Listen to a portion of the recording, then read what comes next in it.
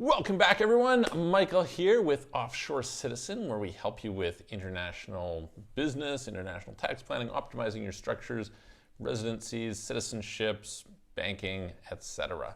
Today I'm going to depart a little bit from some of the stuff. I'm going to talk about a subject which is a little bit annoying to me because of kind of how something was misportrayed in the media, which it seems the media is constantly doing. And that is the subject of what is modern money theory, or MMT. I'm going to clear up a whole bunch of confusion that a lot of people seem to have, and hopefully kind of enlighten you on what it might explain about what you would probably think from the perspective of investing and the economy and what's going to come up. And so hopefully going to give you some great advice, so stick with us. Now, before we get started, click the notification bell, or the subscribe button, I guess, first, then the notification bell if you haven't done so already. If you like this video, please share it with your friends. I try to produce good content and get it out there to help people understand the world a little bit better in a time when it's pretty hard to understand. The world's pretty complex, right? So with that in mind, let's dive in. All right, so what is modern money theory? Modern money theory, well, maybe I'll start before I say what it actually is. I'll say how it's been misrepresented, okay? So you'll see a lot in discussion amongst kind of Austrian economists, amongst Bitcoin lovers, amongst crypto lovers in general, amongst various investors, etc., that kind of have this, I feel like there's like a tone of a sneer and a negative under connotation about like, oh, modern money theory. It's not the right tone, but anyway, just looking at it negatively. And it's really based on this total misconception, which is modern money theory equals money printing. In other words, hey, if the government's going to print money, that's modern money theory, okay? And that people who advocate modern money theory advocate printing money. I'm going to tell you that's not true. That's an inaccurate view of modern money theory. I'm going to try and explain it to you. I'm actually a big proponent of modern money theory. Before it was ever popular, I discovered it through the blog of Dr. Bill Mitchell, who's a macroeconomist. Very, very good stuff. I appreciated it because he was able to explain how the banking system works, actually according to the real way that it works, as opposed to what a lot of different people say. So there's lots of kinds of people who have read The Creature from Jekyll Island. They have kind of this idea of fractional reserve banking and a bunch of different things that are quite outdated. Like the system just doesn't work that way anymore. And so we're going to go through a little bit about how it does work, what it is that they teach, etc. I will give you kind of one interesting point, which is one of the things that I appreciated about Bill Mitchell is when they first started quantitative easing, post kind of 2009, there was a lot of talk that it would cause inflation. And, myself not really being very educated on the matter, it made sense to me, right? They're going to be putting lots of different money into the system. And so why wouldn't this create inflation? He said, no, absolutely not. This will not create inflation. And he turned out to be right. Now, we're going to go into some details why and where you do see it, etc. I did another video previously on are we in danger of hyperinflation? So you can go and check that out where I kind of explain some of the nuances. But I like when people, say something is going to be the case and they're accurate about it. Doesn't mean that they'll always be accurate, of course, but it helps a little bit. Okay, so what is modern money theory? Modern money theory is a macroeconomic theory which describes how monetary systems work in cases where the government has the power and in fact the exclusive power to produce the money, okay? So this note does not apply in cases where the government does not have the power to produce their own money. So let's use a simple example. In Montenegro, modern money theory does not apply, okay? In fact, broadly Europe, you could argue, most of the EU, like the Eurozone, it does not apply because individual nations do not have that power, okay? Also, note that there are like very important consequences that come out of this. Now, so what are they doing? What is this theory all about? This theory, it's not telling you, hey, you should do this, although there are policy recommendations that come from proponents of modern money theory, such as Warren Mosler, who's the kind of founder, creator of modern money theory. Randall Wray is another famous one. Dr. Bill Mitchell, as I said, is another one, and a variety of others. There's a great, I wish I could remember her name because she's a fantastic economist. It's slipping my mind at the time. But anyway, you can go online and you can take a look and check it out.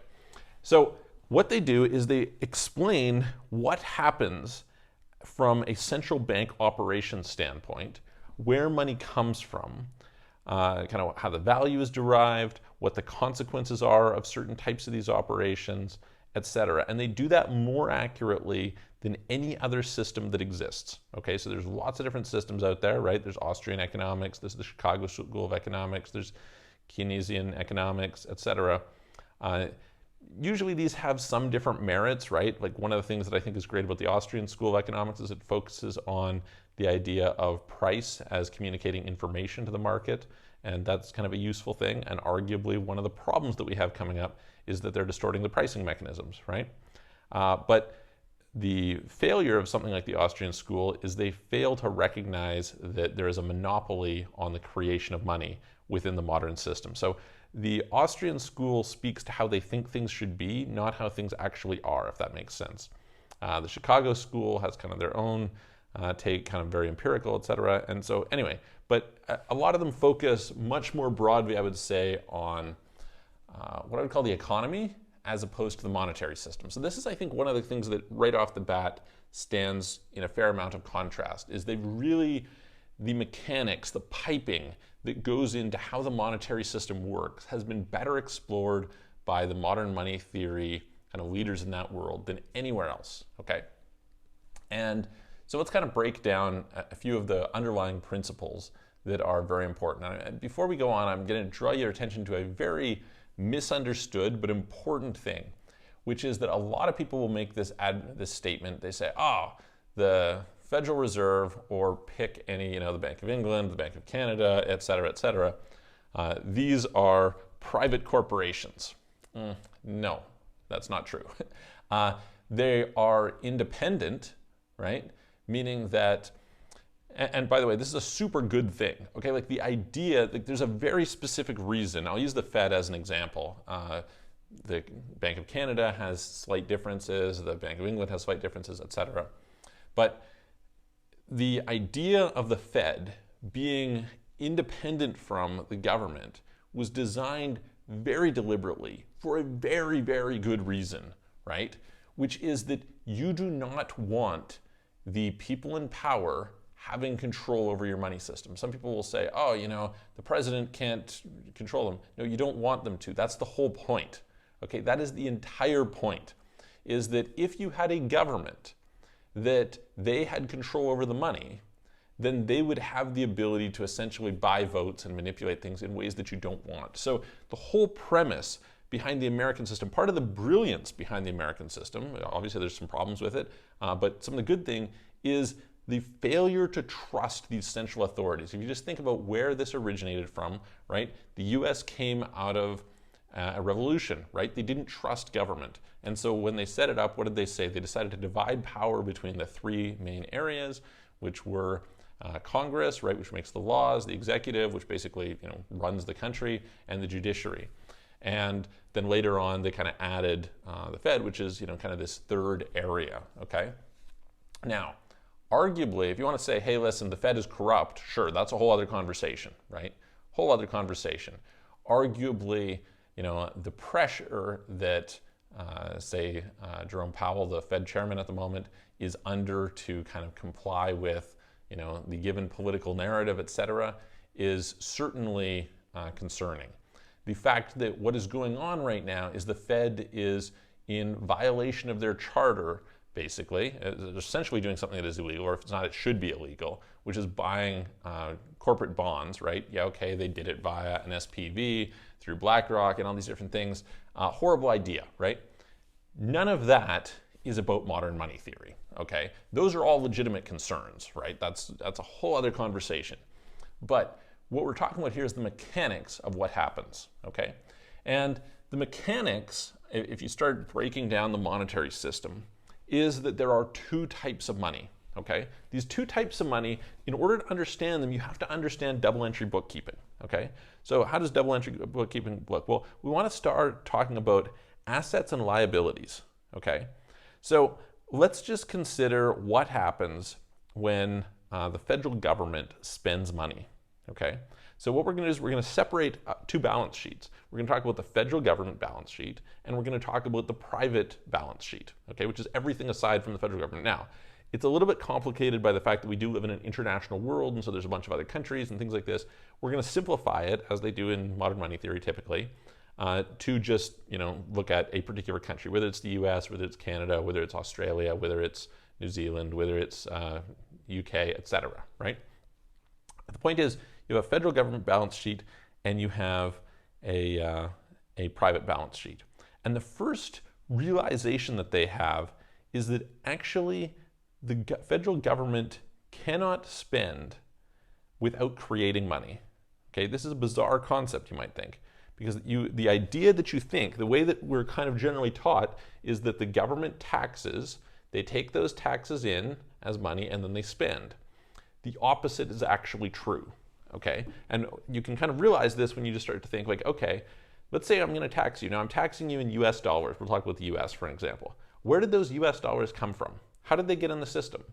Right? Well, the way they got into the system was they were spent into the system by the federal government. So what happens from an operational standpoint is the government simultaneously spends and simultaneously creates a tax obligation, okay? Now, note what happens here. Every dollar that is spent by the federal government becomes an IOU, right? Meaning that what they're spending, what is it that they're spending, right? Notice that we're talking about, hey, like they're generating debt. Like one of the things that you'll hear a lot about is you'll say, oh, there's this huge debt. And there's some questions that are rarely asked, which are, okay, well, hang on, what do they owe? Right? There's a lot of, within kind of the conspiracy theory, there's like this idea of like, oh, we're debt slaves and all this. It's like, what do you owe? Well, you can take that bill and you can look at it and it says that we owe you basically $1. So this is a really important delineation point, okay?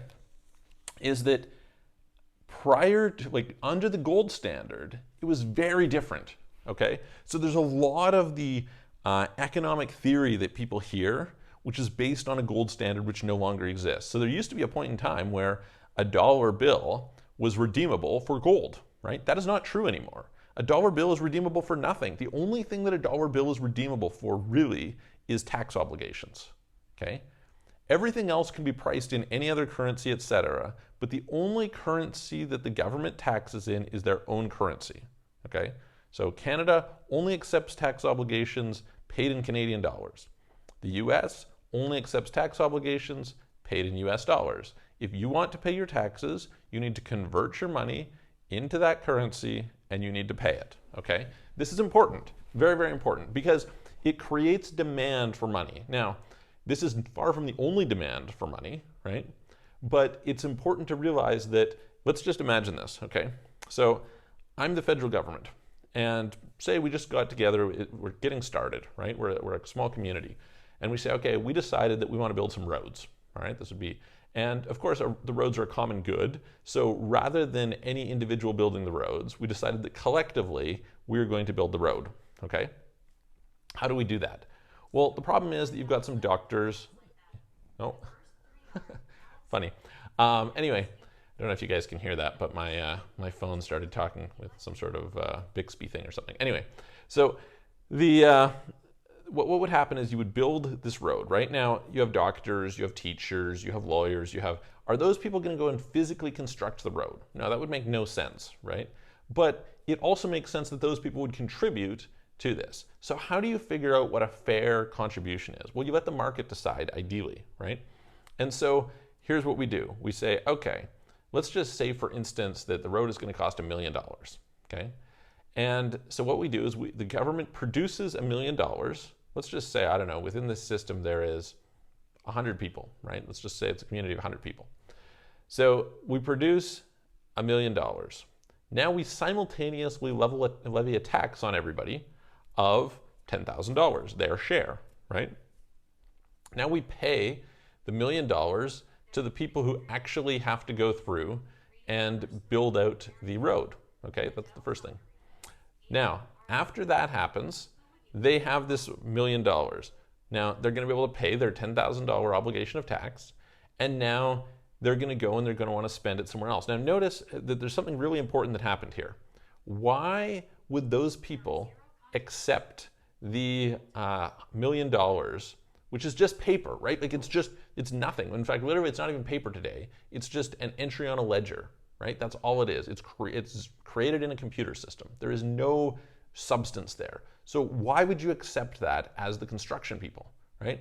You would accept it because, first of all, you have a legal obligation to pay this, and everybody else is going to accept it in return because of the fact that they have a legal obligation for it. Now, this very quickly reaches the point where you don't need a massive amount of tax in order to sustain this anymore, okay?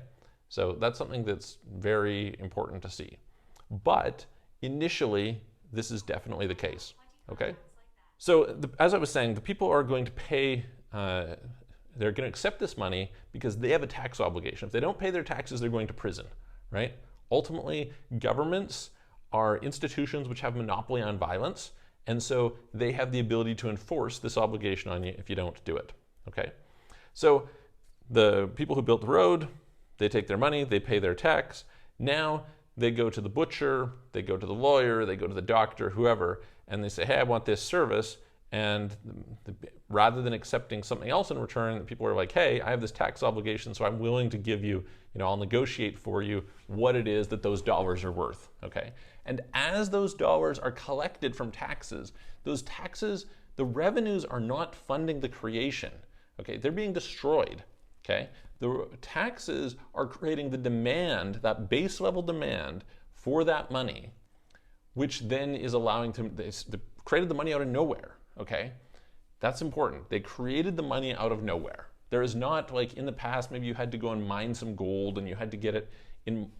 When we say in modern money theory, what we do not mean is that, hey, listen, this is like the way that we've designed it. We're saying, no, the way that the system is designed, this is how the system works. So modern money theory identifies that, hey, look, you are not revenues constrained, okay? You are not financially constrained as the federal government if you have the ability to print your own money. What does this mean? This has a lot of profound implications, right? It means that you have an unlimited financial ability to afford things, okay? Now, note that a financial ability to afford it doesn't mean there's not consequences. Modern money theory never tells you, hey, listen, you can just spend and it doesn't matter. They don't say that. What they say is that financially it doesn't matter because it is impossible for a government which can produce their own money to run out of that money. And this is just a fact. That's it. It's just a fact. So what they will argue is they'll say, hey, listen, but there's an inflation consequence. So the real question when we're thinking about budgets and spending shouldn't be, can we afford it? Of course we can afford it. We have an unlimited ability to produce our own money. We can afford it. The question is the inflation consequence good? Because if it's going to drive up inflation, then maybe that's not enough, that's not a good trade-off, right? So interestingly, a lot of people seem to believe about modern money theory that the modern money theorists just want to print money and create inflation. No. The exact opposite is true. They are perhaps the most cognizant of inflation, okay? Now, I'll get later into the fact that kind of they blend out and show that inflation is not purely a function of the volume of money, okay, which is something that the Austrians label differently, right? So when we're talking about different schools of economics. Okay, now, what happens from here? All right, so basically the money gets into the economy through federal government spending. It is only ever collected. So people will say like, hey, well, you pay your taxes. Well, how do you pay that money, right? The money, the government had to create it, okay? Now that it's created, it can be spent within the system, it can be circulated around, it's ultimately collected back over time via taxes. And basically it's just destroyed, that's it, it's done, right? This is not used to fund new operations. Okay, maybe in practice you go and you recycle it or whatever, but fundamentally it has no bearing on that, okay? Also notice, what does this mean? This means that the purpose of the federal debt, okay, we're not talking about state, we're not talking about municipal, provincial, etc. The federal debt should never be repaid. Not hardly ever, never. Not meaning that you can't pay it down, you can pay it down, but the intention is never to pay it off, and you never have to pay it off. That is an inaccurate worldview.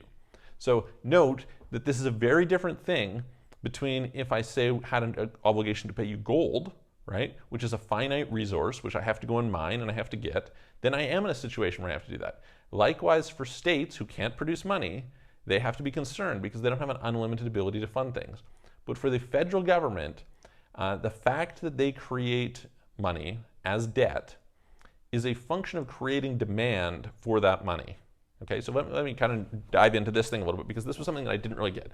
Like the question is, okay, why doesn't the government just create the money, right? Because the actual operations that happen is that the government doesn't create money. They say, okay, we're going to authorize this budget, then we're going to sell a bond, which is basically going to be that the Fed is going to produce money for them, and they're going to turn around and they're going to sell it. Now, they don't actually, it actually gets sold through open market operations, and there's a variety of different things that happen here. So we're going to, again, modern money theory people are really good at breaking down and understanding all the mechanics that happen there. But in essence, what's happening is they're issuing this money with debt associated to it, okay?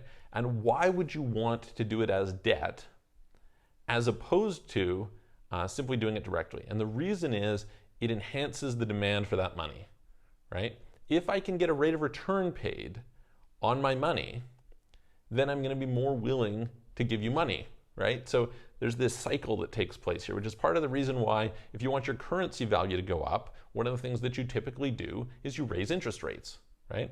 So understand this kind of important relationship here. I don't know if this is making sense. I hope it is going through here.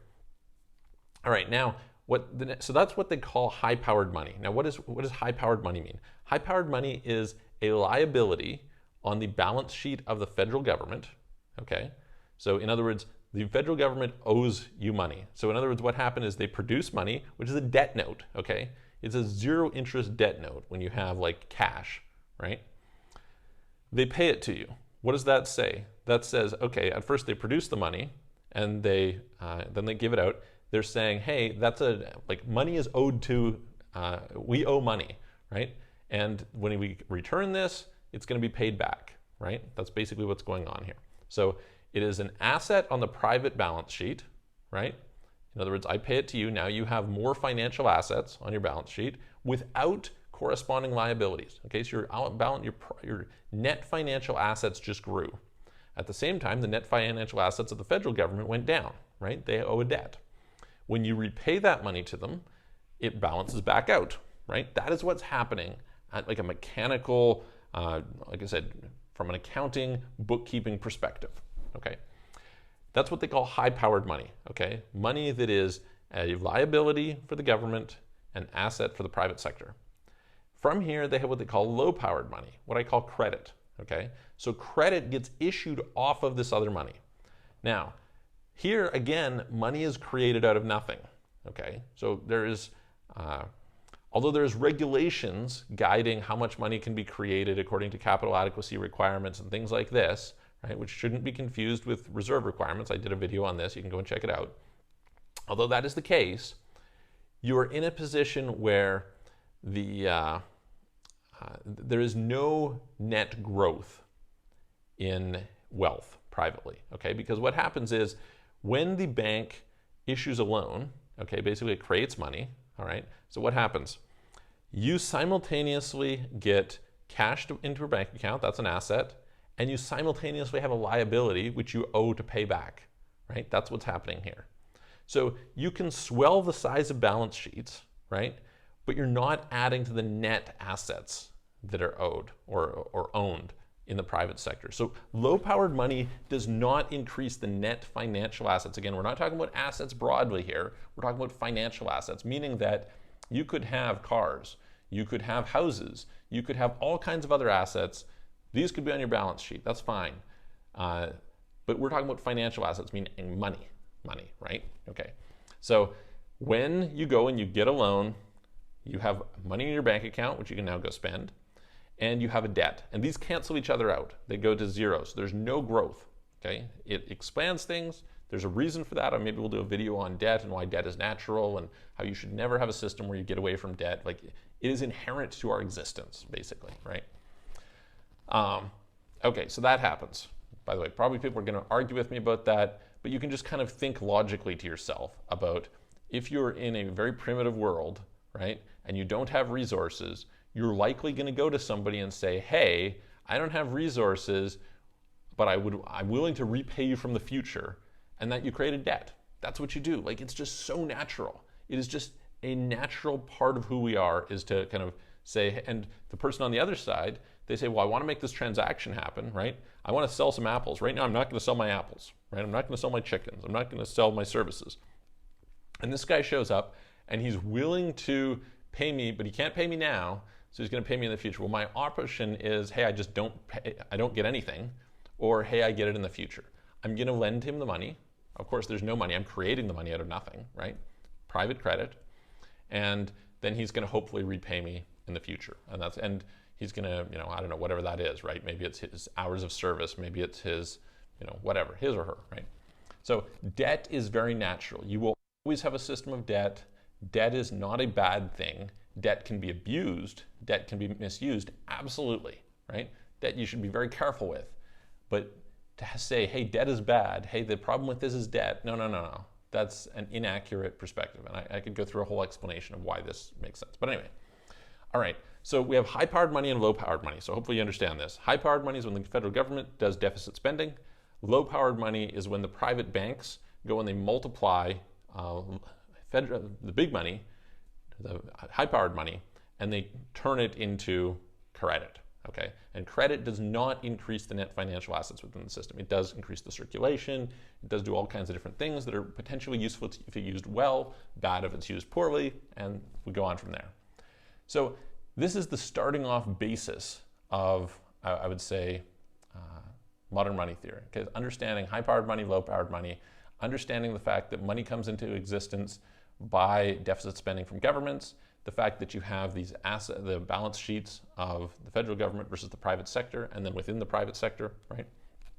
Very, very important. If you understand that, and then you can dive into, like I said, the monetary operations that take place, and them kind of explaining what's going on here, and the fact that they have a monopoly, nobody else can produce this money, etc. This then leads to policy recommendations, okay? And policy recommendations are where people get a little bit thrown off. How does this work? So the idea is basically, if you're in a situation, and you can watch some interviews with Warren Mosler where he'll kind of explain how this goes, but you end up in a situation where if there's a shortage of money, okay, you get kind of this deflationary spiral as credit markets are breaking down, etc. People don't have money to go and be reactivated. So their assets start to become latent, right? Basically what was telling you about the story of, hey, I have apples to sell, but I can't sell them because nobody has money to buy them, right? In that situation, you need some way to stimulate things. And this is one of the things I think that a lot of people don't get when they look. I'll have arguments with the Bitcoin people about this, where they're very anti-inflation, right? They're very anti the ability to create money, etc. But you should have a living, breathing monetary supply, right? Because it depends on what's going on in any given situation. If people simply don't have money, if the money is all accumulated in one area and constrained, that's a bad thing. So you want to be able to create money in order to kick that off, to kick that cycle off. And so what they'll have is they'll think like a very common, it's not inherent to modern money theory, okay? This is not like modern money theory doesn't give you a federal jobs guarantee, okay? But a lot of the modern money theory people will advocate for a federal jobs guarantee on this basis. They say, well, hang on a minute. How good is it if somebody's sitting there doing nothing? What we want to do is we as a society broadly want to maximize the productivity within the system. So they're against a universal basic income because they're against spending money without boosting productivity. So they say, well, let's utilize the unlimited financial resources of the government to activate latent assets. Okay, things that are just sitting there doing nothing, let's get them working, let's get them moving, let's get them going so that there's more production. Let's be careful that when we're spending, we do it in a way that gets latent assets going, as opposed to letting those, as opposed to just spending in places that just inflates prices, okay? So let's look at examples of this. All right, if I'm spending and there's no production, okay, then what's gonna happen is, yeah, we're gonna create inflation, okay? Inflation is gonna go up. Because there's no more goods, the volume of goods and services remains static, right? But the quantity of money goes up. The concept of inflation is prices going up, okay? What causes prices to go up?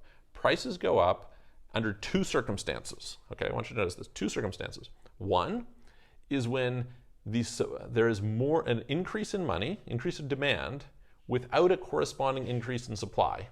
Okay, so notice that if you have an increase in supply without an increase in demand, prices will tend to go down, right? Because people are trying to sell their resources that are sitting there latent, right? On the flip side, if it turns out that you have an increase in demand without an increase in supply, then you're going to tend to get prices that are going to go up, okay?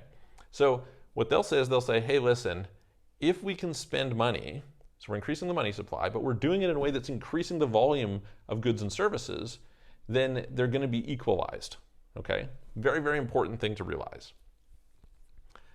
If you do that badly, if you say just give people free money, yeah, that's going to create inflation, right? If you are doing it wisely, this is kind of like if you're into real estate investing. A lot of real estate investors will tell you, hey, listen, debt is good, right? So long as you're accumulating debt on, say, cash flowing properties that pay for the debt, you're just growing wealth, right? It's a positive thing. If you're getting debt in order to pay for vacations, that's bad, right? So same idea, but thinking about it at the government level, okay? So this is a policy recommendation, is they'll say, hey, listen, we should have a federal jobs guarantee so that people don't sit there latent. And what would happen is the private sector can come and hire people out of there, right? So you only provide a very minimum level job, right? People are active, people are doing things. And then if the private sector needs more people, no problems. They come to this pool of people who are in the federal job guarantee, and they get hired out of there to go be activated, hopefully for higher wage work, right? More valuable work. So that's an example of a policy that comes from, or a policy recommendation that comes from modern money theory that's not inherent to modern money theory, right? Modern money theory proponents are people who say, yeah, this is how the system works. And then they say, okay, well, does it make sense to have such and such policy recommendation, okay? You might get another one, which is Warren Mosler believes that actually the interest rate should be permanently zero, right? And you can go into a whole argument about why that is. And he has some reasonable arguments for that. But modern money theory doesn't say you should have zero interest rates, right? It simply describes what the banking operations are that control interest rates and what the consequences of that are on the system, okay? So anyway, I think I'm gonna leave it at that for now. We can go into lots of different details, but I think kind of the main takeaways are understanding high power money, low power money, understanding that inflation is the intersection of the production of real goods and services, or the supply of real goods and services, and the supply of money, right? They both interact together. One without the other is an inaccurate worldview. Maybe along that line, it would be worth, I haven't mentioned it, but it's worth understanding that hyperinflation tends to happen when there is foreign denominated debt. So if you look at every case of extreme hyperinflation, the Weimar Republic, Zimbabwe, Venezuela, Yugoslavia, et cetera, what was it that was a common denominator about that hyperinflation? Because there's a lot of talk about this today, right? Is that those countries had a lot of foreign denominated debt. Why is this important? Because when you print your own money to pay off foreign debt, as you're increasing your monetary supply, again, your supply of the productivity of the nation is not going up, right? So you're increasing that to pay the foreign debt. What's going to happen is that relative to the value of the foreign debt, this is going to decrease, and you're going to have to produce more and more and more and more, and that creates this cycle of growth, or it's an inflationary cycle, right? So not a good thing. So if you're in a situation where you don't have foreign denominated debt, so for example, the US has no foreign denominated debt, all US debt is US dollar denominated debt, then your ability to end up in a hyperinflationary cycle is virtually not existent. It's pretty much not going to happen. You can have inflation, right? You can have 5, 10, 15% inflation. But when we think about hyperinflation, we're talking about 50% a month. My wife gave me some bills from Yugoslavia that show it was like a factor of 1,000 over the course of a year. I don't remember what I went from 100 trillion to 100 quintillion or quadrillion or something like that. Like a lot of just massive, crazy numbers. And the same thing you see in Hungary, what happened there. But without foreign denominated debt, you basically won't end up in that situation. Again, that doesn't mean you should produce. You should just go and print.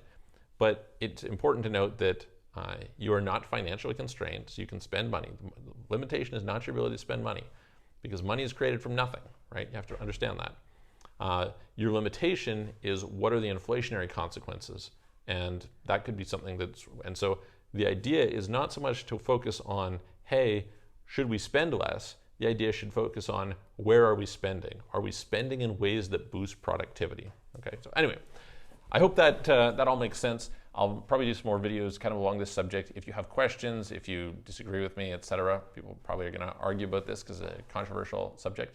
But my having delved into it, and I would really recommend to you, Warren Mosler, great, very interesting guy. You can go and read his content, check him out on YouTube. You can check out Randall Wray on YouTube, as well as I believe he has a blog, written a book, things like this. Dr. Bill Mitchell has something called Billy Blog. It's pretty heavy, lots of content he puts out there, but you can go and check him out. I want to say Stephanie is her name. I can't remember. Anyway, but some of these people, great information, deep understanding of how the monetary system works. And when you understand it, it kind of puts a lot of different things in perspective and changes how you view it, because policies like austerity take on sort of a different spin. Austerity is necessary when you are financially constrained. When you're not financially constrained, austerity is arguably not a really good move. So what they would say is, they would say, hey, listen, we don't want to be in a position of doing an austerity policy, because what that means is a whole bunch of people are like a whole bunch of resources naturally are latent, right? You don't want your population to be latent. You don't want a whole bunch of unemployment. People sitting around doing nothing is bad for the whole country. You want people doing stuff. And so if you have the ability to produce financial resources to get them out there doing things, that's good. And it's certainly much better than just giving them pure free money. So anyway, hope that helps. Subscribe to the channel, share it. Again, give me your comments, and I'm going to look forward to seeing you guys on the next video.